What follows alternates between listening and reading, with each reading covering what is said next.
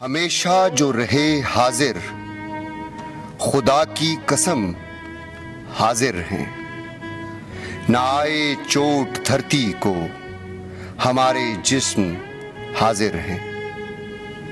پاکستان ہماری جان، مال اور ہر رشتے سے زیادہ عزیز ہے۔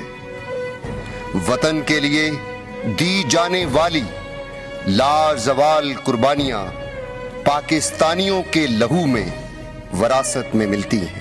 کیپٹن سرور سے لے کر میجر عثمان تک، سوار محمد حسین سے لے کر سپاہی جمیل تک، یہ سارے ایک ہی ماں کے بیٹے ہیں۔